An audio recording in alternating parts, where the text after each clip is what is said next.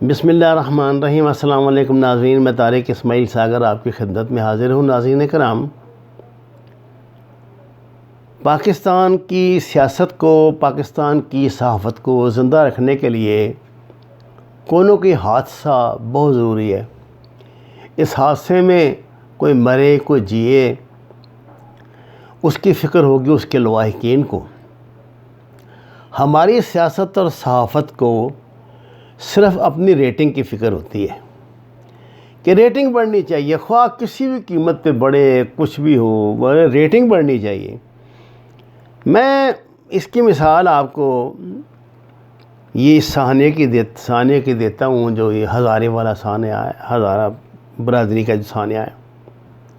ایک تو مجھے یہ سمجھ نہیں آتی پرٹیکولر ہم انہیں کیوں علیحدہ کرتے ہیں۔ کچھ وہ شیعہ مسلمان ہیں، ہمارے ملک میں شیعہ مسلمان، سنی مسلمان، وہابی مسلمان، دیوبندی مسلمان، چکڑالوی مسلمان، اہل حدیث مسلمان۔ ہمارے ملک میں جو کہ بدقسمتی سے شناختی اس طرح ہے مسلمانوں کی، تو ان کی شناخت شیعہ مسلمان کے نام سے ہوتی ہے۔ 11 بندے اس میں مرے، اور جس طرح ان کو مارا گیا وہ میں نے آپ کو پہلے دن بتا دیا کہ یہ سٹائل جو ہے وہ داعش کا ہے، اور یہ داعش جو ہے اب یہ قابو آئے گی اس کے بلیک واٹر جو ہے وہ ان کو اپنے لیے استعمال کرے گی۔ کیا انہوں نے اپنی پراکسی لگائی بہت بڑی۔ میں آپ کو کوشش کروں گا سازش سمجھا دوں۔ دیکھیں، 11 مرنے والوں میں سے 7 افغان نیشنل ہیں۔ سوال یہ پیدا ہوتا ہے، اتنی ایک سیکیور سوسائٹی، بڑی ڈسپلن سوسائٹی ہے ہزارہ، آپ شاید اگر آپ انہیں کبھی مطالعہ کریں نا ان پہ، یہ چونکہ بیچارے زیر تاب ہی رہتے ہیں، کوئی نہ کوئی ان کی سیکورٹی کا پرابلم رہتا ہے، تو جو انہوں نے نا بڑا اپنا ایک سسٹم اپنا ایک بنایا ہوا ہے، ایک برادری کی طرح رہتے ہیں، جس میں ایک دوسرے کی ان کو بڑی پکی شناخت بھی ہوتی ہے کہ یہ کون ہے۔ بات یہ 7 جو غیر ملکی افغان وہاں پہ کام کر رہے تھے، ظاہر عرصے سے کر رہے ہوں گے، یہ کس حوالے سے کر رہے تھے؟ حکومت کے پاس کوئی اس کا جواب ہے؟ حکومت کے پاس تو پتہ نہیں اس کا جواب ہو گیا یا نہیں۔ افغان حکومت کے پاس اس کا جواب ہے۔ انہوں نے کہا جی بات یہ ہے بھائی جان، 50 لاکھ روپے فی بندہ، اور ان کی جو فیملی کے باقی لوگ ہیں ان کے شناختی کارڈ جو انہوں نے برا کیے ہیں وہ بحال کرو، تو بات ختم ہوتی ہے، نہیں تو یہ معاملہ چلتا رہے گا۔ کیا افغان حکومت کی NDS کی اس میں شمولیت ہے؟ ناظرین، بظاہر تو ایسا لگ رہا ہے کہ سارا یہ منصوبہ پلان ہے۔ آپ کو پتہ عرصے سے یہ سلسلہ ان کا بند تھا، جو ان پہ لشکر جنگی حملے کیا کرتی تھی، شاید داعش نے پہلی مرتبہ یہ ذمہ داری لی ہے۔ یہ سب کچھ آپریٹ ہو رہا تھا ادھر سے، افغانستان سے۔ ان کو یہ بھی پتہ تھا کہ ان میں 7 افغان ہیں، ان کو یہ بھی پتہ تھا کہ ان کی ٹائمنگ وغیرہ کا، آنے جانے کا مسئلہ ان کا دیگر، انہوں نے ان کو مار دیا۔ میں ایک سمپل بات کرتا ہوں، فرض کیا پاکستان سے 7 شیعہ مسلمان بھائی جو ہیں ہمارے، یہ ایران جائیں۔ ایران میں اللہ نہ کرے کوئی ایسا اس طرح کا سانحہ ہو، وہاں رہ رہے ہوں ایلیگل، اور اس کے بعد وہ کسی حملے میں مارے جائیں، تو کیا پاکستان یہ کلیم کرے گا کہ ہمیں 50 لاکھ روپیہ فی بندہ دو، کیونکہ ہمارا یہ ایلیگل بندہ وہاں پہ تھا، بجائے اس کے کہ حکومت اسے ایک ملزم کی طرح ٹریٹ کرے؟ آپ اس کو ایک شہید اور ہیرو بنا کر تو اس پہ قوم کا، میں کوئی ڈسٹنگوش نہیں کر رہا، بطور انسان تو ہم سب برابر ہیں، لیکن دیکھیے ملکوں کے قوانین ہوتے ہیں۔ ہم سعودی عرب، خانہ کعبہ اللہ کا گھر ہے، تو کیا پوری دنیا کے مسلمان وہاں بغیر ویزے کے ایک بندہ بھی حج کرنے جا سکتا ہے؟ وہ ایسی تیسی کر کے رکھتے ہیں آپ کی، اور حج بھی اپنی مرضی سے کرواتے ہیں، آپ کی مرضی سے آپ کو کرنے نہیں دیتے، کم سے کم اتنی سہولت ہی دے دیتے۔ یہ بات ہے کہ اس ملک جو ہوتے ہیں نا، ان کے کوئی ڈسپلن ہوتے ہیں، کوئی نظام ہوتا ہے، یہ ایسی جذباتی باتیں نہیں ہوتی۔ 7 غیر ملکیوں کا، اور جن کی شہریت جو ہے وہ ایسی ہے کہ جس پہ بڑا آپ پتہ، آج کل تو بہت دہشت گردی ساری اسی حوالے سے ہو رہی ہے، اسی چینل سے ہو رہی ہے، یہاں پر رہنا، اور یہاں پھر یہ آپ ان کو باقاعدہ آپ ان کی لاشیں رکھ کر بھی نمائش اس کا اپنی وہ کر رہے ہیں، مذہبی سیاست کر رہے ہیں، یہ تو غلط بات ہے۔ یہ وحدت المسلمین، یہ دوسری جماعتوں جو دھمکیاں لگا رہی ہے کہ ہم پورے پاکستان میں آگ لگا دیں گے، ہم یہ کر دیں گے، وہ کر دیں گے، کراچی میں انہوں نے لوگوں کی زندگی اجیرن کی ہوئی ہے، وہ یہ کیوں نہیں یار سوچتے اس بات کو جو میں انہیں کہہ رہا ہوں؟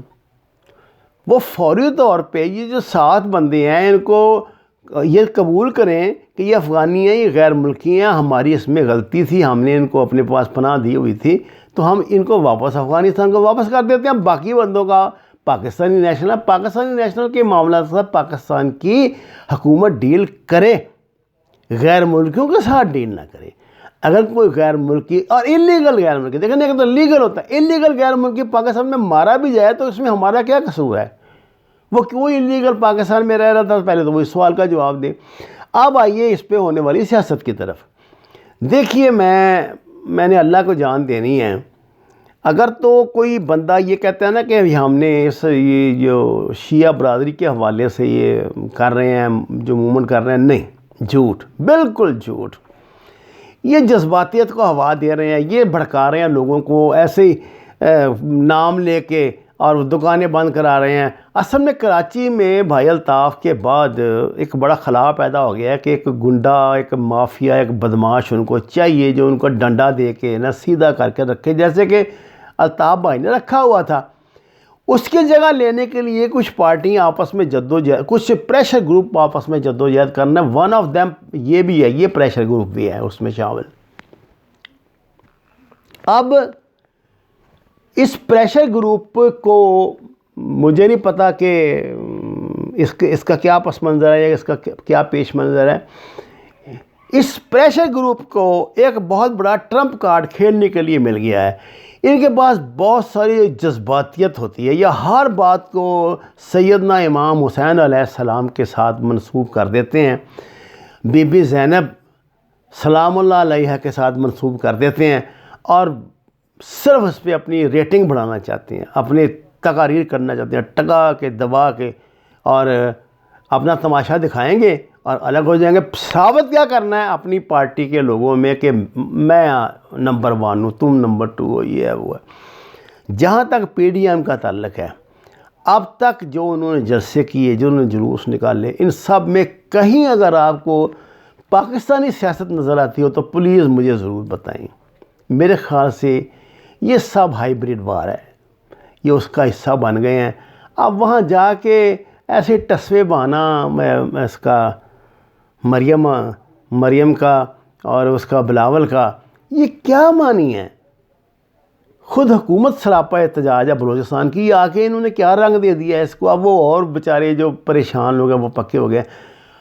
میں نے جیسے آپ کو بتایا کہ افغانستان کی حکومت جو ہے وہ پاکستان کو اس پہ الگ بلیک میل کر رہی ہے۔ وہ کہتے ہیں کہ ہمارے 7 شہری تمہارے ملک میں قتل ہوئے ہیں، 50 لاکھ روپے فی شہری کے حساب سے پیسے دو، ان کے جو خاندانوں کا آپ نے وہ بند کیا ہوا ہے، شناختی کارڈ بند کیے، انہیں کھولو تاکہ مزید دہشت گردی کے لیے ہر وقت بندے یہاں پہ مہیا ہوں۔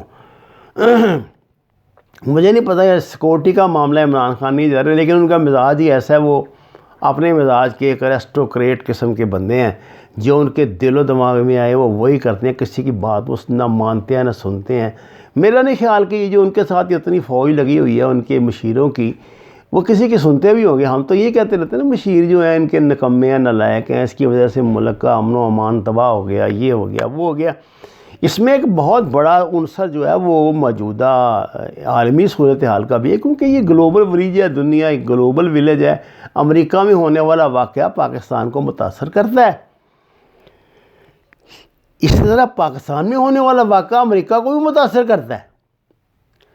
اب اس میں یہ تو نہیں ہو سکتا نا کہ آپ جو ہے وہ اپنے ملک کی اقدار جو ان کو داؤ پہ لگا دیں، کر دیں۔ اپنی ہماری ایک مذہبی اقدار ہے، اگر آپ کو اس بات کا کوئی ہے نہیں کچھ، مطلب کہ ایسا نہیں ہے کہ کوئی جو آپ کو سیکورٹی رسک نہیں ہے، آپ جا سکتے ہیں تو آپ جائیں وہاں۔ آپ نے ہوائی جہاز میں جانا ہے، 15 منٹ 10 منٹ وہاں گزارنے ہیں، بیٹھ کے واپس آ جانا ہے، اس میں کیا بات ہے؟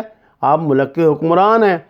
لیکن اور اب تو آپ جائیں گے کیونکہ یہ چلی گئی ہے نا، یہ مریم بھی چلی گئی ہے، بلاول بھی چلا گیا، اب تو آپ نے جانا ہی ہے، مجھے پتہ ہے، کیونکہ ہمارے ہاں کوئی قومی مقصد تو ہوتا نہیں کسی بات کے پیچھے، کوئی اپنے مطلب اخلاقیات تو ہوتی نہیں، کوئی مذہبی تعلیمات تو ہوتی نہیں، یہی ضد ہوتی ہے کہ ضد میری مجبور، ٹرکوں کے پیچھے لکھا ہوتا جو ضد میری مجبوری، وہی ہے سارا سسٹم، کچھ بھی نہیں ہے، کوئی سیاست نہیں۔ آپ یقین کریں اگر اس مسئلے پر آج مطلب کوئی جو جینون بات ہے وہ ان کی سمجھ میں آ جائے اپوزیشن کی اور حکومت کی، تو صبح وہ بیچارے اٹھ جائیں گے، وہ آپ سے پیسے لینے کے لیے تو نہیں نا اپنی لاشیں رکھ کے بیٹھے، وہ تو اپنی مظلومیت کا رونا رو رہے ہیں۔ اس مظلومیت کو کون کون کہاں کہاں کیش کر رہا ہے، یہ بہت گندی اور تباہ کن بات ہے۔